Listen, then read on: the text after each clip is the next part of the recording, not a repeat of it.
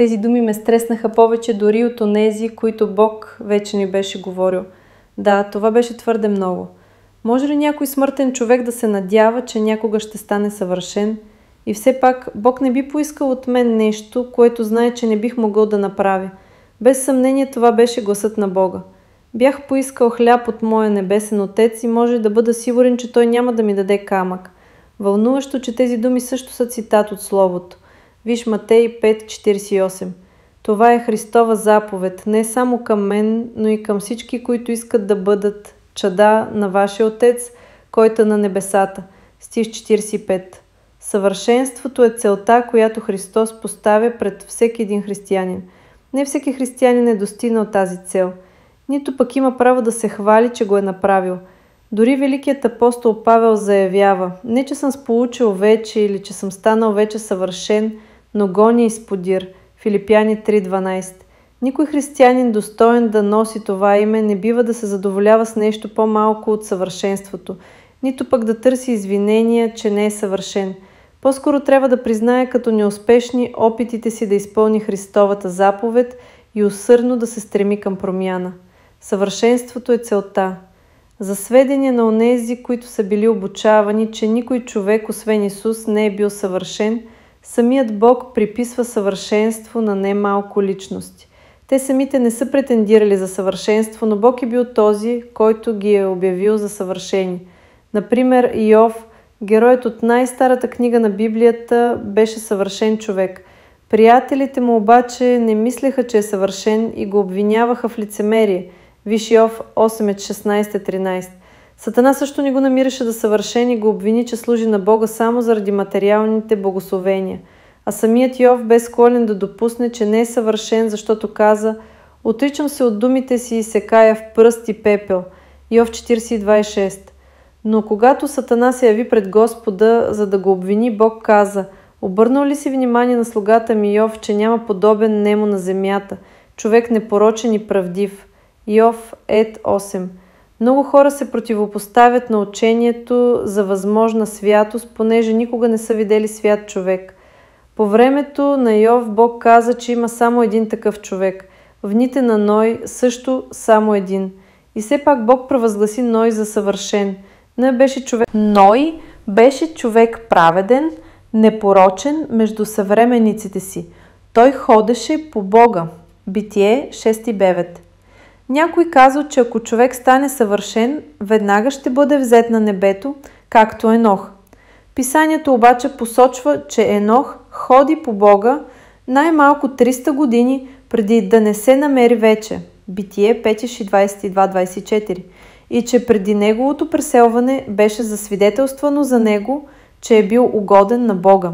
Еврей 11:5. Тези старозаветни светии са били съвършени още преди да бъде даден законът. Те не са обожествени и не им е приписвано свръхчовешко съвършенство.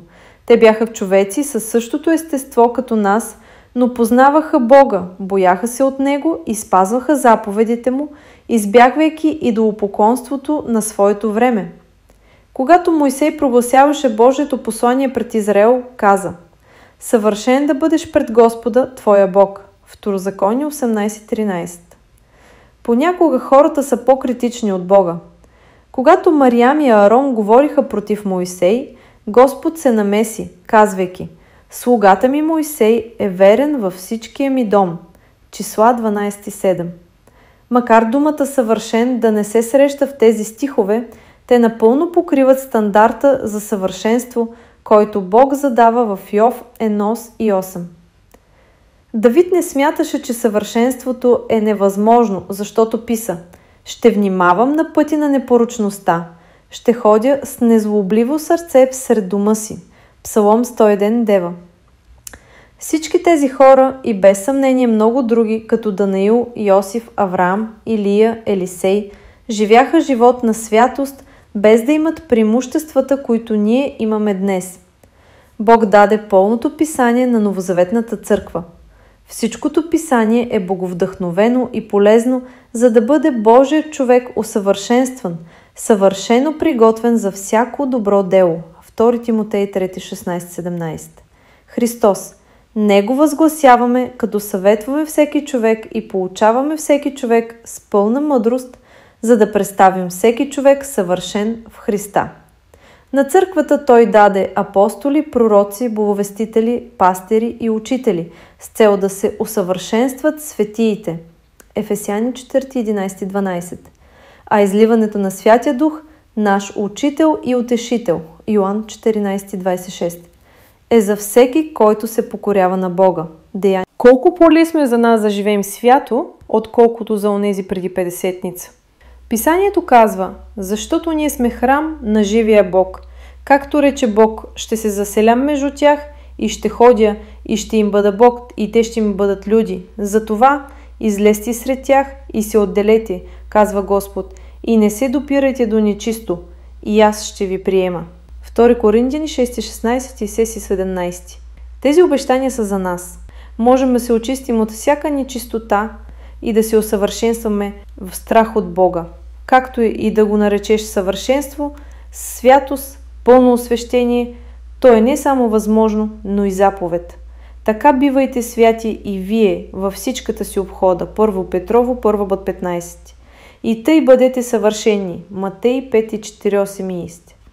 Исус не позволяваше на дявола да има никакви крепости в живота му. Малко преди да бъде разпнат, той заяви: иде князът на този свят, той няма нищо в мене. Йоан 14:30. Той имаше сила да извърши делото, за което беше дошъл на света, защото Сатана нямаше нищо в него, нито дори една малка крепост на любим грях или себеизтъкване. Божиите последователи също са предупредени да пазят живота си от крепостите на Сатана. Нито давайте място на дявола. Ефесяни 4:27. Работата на дявола е да те убеди, че е невъзможно да държиш живота си свободен от неговите засади. Ако му оставиш база за действие, той ще саботира всяка твоя стъпка към Бога и ще ограби силата ти. Така няма да можеш да извършиш делото, което Бог ти е поверил, няма да видиш как болни се изцеляват и пленници се развързват. Ако се опиташ да изгонваш демони, те ще се изсмеят. Ти ни допускаш своя живот, а после ни гониш от живота на другите. Демоните познават мощта на Христос. Те познават властта на християнин, изпълнен със силата му, и се страхуват от него. Но не се страхуват от човек, който не живее свято. 7 синове на Скева, юдеин и първосвещеник, решиха да използват същите думи като Павел и да заповядат на демоните да излизат в името на Исус. Без святостта и посвещението на Павел, резултатът беше драматично различен. Злият дух им отговори: Исуса признавам и Павла зная, но вие кои сте? И човекът, в когото бе злият дух, скочи върху тях, надви ги и ги приби, така щото голи и ранени избяваха от оная къща. Деяния 19, 15 и 16. Те не смятаха, че светостта е задължително условие, но откриха, че без нея чудотворната Божия сила не действа. Резултатът не винаги е толкова внезапен и жесток. Скитащите се юдеи опитваха това и друг път, но никога не успяваха да изгонят демон. Единственото, от което демоните бягат, е силата на Христос или живот, подобен на Христовия. Няма никакъв начин човек да получи Божията сила без да живее свято, защото самия Исус каза: всеки ученик, когато се усъвършенства, ще бъде като учителя си. Лука 6:40. Има още много да се каже за съвършенството. Цяла книга може да бъде написана за това как човек може да се покори на заповедта: бъдете святи, понеже аз съм свят. 1 Петрово 1:16. До тук е казано достатъчно, за да се отворят очите на онези, които са гладни за истина и жадни за Божията чудотворна сила. Нужно е повече от знание, че е необходима святост. Трябва да знаеш и как да постигнеш. Не всеки християнин е постигнал целта.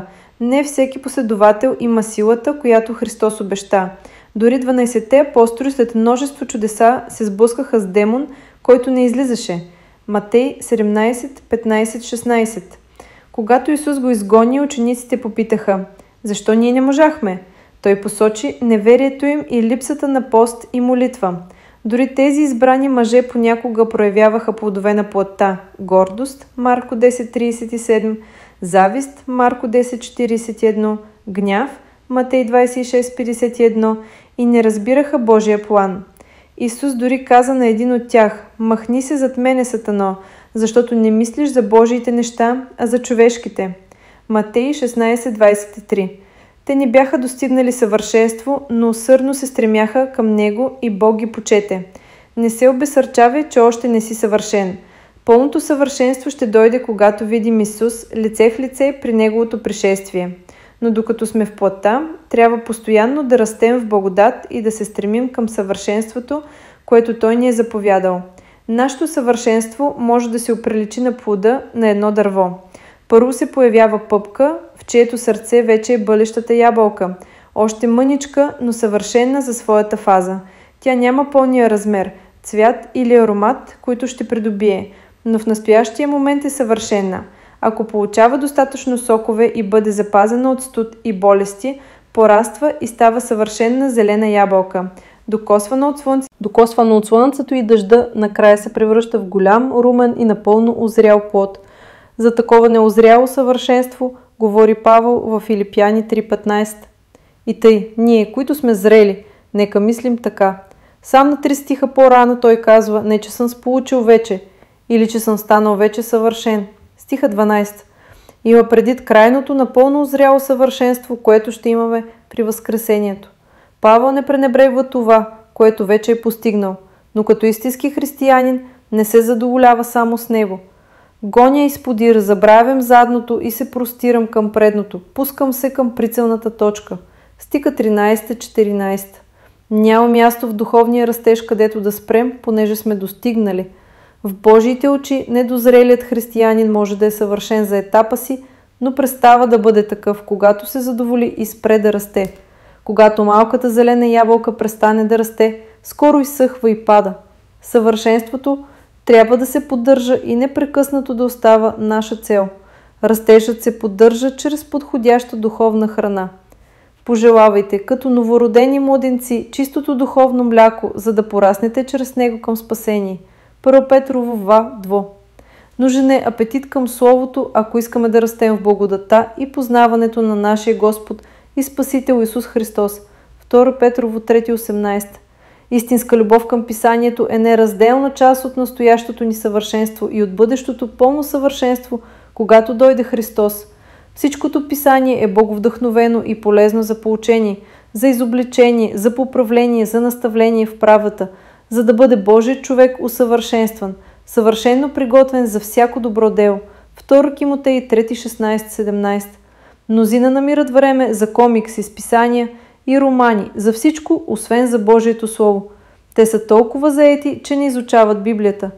Не е чудно, че не растат и нямат сила да изцеляват болни или да изгонват демони. Растежът в познаването на Господа идва чрез изучаване на Словото. Трябва да го четем и да вярваме, че това е откровението на Бога, който не може да лъже.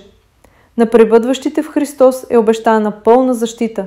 Каквото и да е изкушението, ние не сме принудени да съгрешим. Бог е верен, който няма да ви остави да бъдете изпитани повече, отколкото ви е силата, но заедно с изпитанието ще даде изходен път, така щото да можете да го издържате. 1 Коринтияни 10:13. Онзи, който е започнал добро дело във вас, ще го усъвършенства до деня на Исус Христос. Филипяни 1:6. Верен е Господ, който ще ви утвърди и ще ви опази от лукавия. 2 Солунци 3:3. На този, който може да ви пази от препъване и да ви постави непорочни в радост пред своята слава. Юда 24.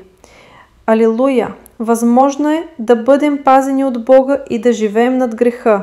Само не трябва да забравяме, че Сатана също умее да цитира Писанието, често нашепва половината от Матей 26:43 верси. Духът е бодър, а тялото немощно, но пропуска първата част.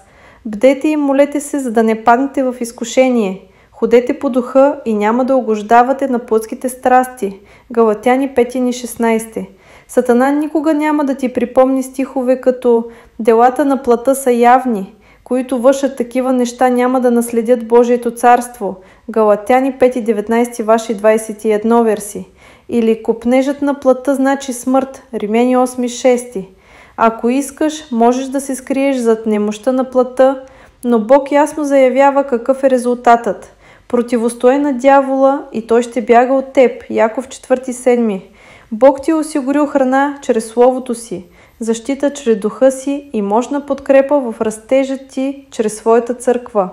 Той даде едни да бъдат апостоли, други пророци, благовестители, а други пастири и учители, с цел да се усъвършенстват светиите. Ефесяни 4:11-12. Не мисли, че можеш да достигнеш съвършенството, което Бог иска, ако пренебрегваш предупреждението му, като не преставаме да се събираме заедно, както някои имат обичай да престават. Евреи 10:25. Намери духовен дом, където се проповядва и живее Словото, където Божията сила е добре дошла, а знаменията потвърждават посланието. Постоянното ти присъствие там ще позволи дарбите за служение да допринасят за твоето усъвършенстване. Търпението също играе роля, а твърдостта, търпението, нека извърши делото си съвършено, за да бъдете съвършени и цели, без никакъв недостатък. Яков 1:4. И езикът е ключов, защото който не греши в говорене, той е съвършен мъж, способен да обуздае и цялото тяло. Яков 3:2. А над всичко това облечете се в любовта, която свързва всичко в съвършенство. Колосяни 3:14.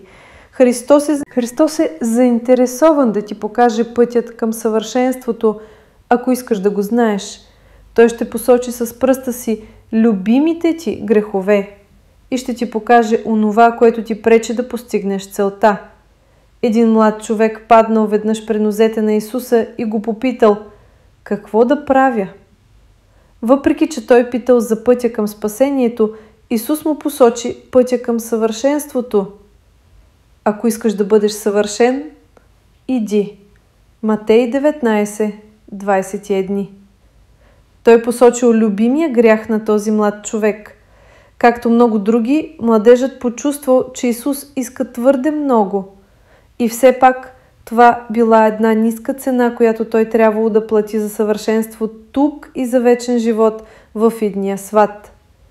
Исус е точно същият и днес. Когато дойдеш при Него и искаш да разбереш как да станеш съвършен, Той няма да те отпрати без отговор. Съвършенство и още по-голямо съвършенство. Това е винаги целта на християнина. Пускам се към прицелната точка за наградата на Божието отгоре призвание в Христа Исуса. И тъй, ние, които сме зрели, нека мислим така. И ако мислите вие нещо друго яче, Бог ще ви открие и Него. Филипяни 3:14, Б13. Докато четеш тази книга, Сатана може да ти прошепне, както фараона на Мойсей: принесете жертва на вашия Бог в тази земя. С други думи, той се опитва да те убеди, че не е необходимо да се отделяш от нещата в този свят, за да имаш Божията сила. Ако си настоятелен, той ще каже: добре тогава, но не отивай твърде далеч. Това, което се опитва да ти внуши, е, че там те чака опасност. Не можеш да отидеш прекалено далеч в отношенията си с Бога. Затова пък можеш да отидеш твърде далеч в грях и самонадеяност. Но ако ходиш в духа, не бива да се страхуваш, че ще отидеш твърде далеч. Никой вярващ не е отишъл толкова далеч, колкото иска Бог, докато в служението му няма знамения. Не сме стигнали толкова далеч, колкото трябва, докато чрез полагането на нашите ръце болните не започнат да се изцеляват. Никоя църква не е стигнала толкова далеч, колкото Бог иска, докато всичките 9 дарби на духа не се проявяват на службите. Не оставяй фараона, Сатана, да те задържи. Върви напред по целия път. Не оставяй фараона, Сатана, да те задържи. Върви напред по целия път. Божията благодат ти е достатъчна.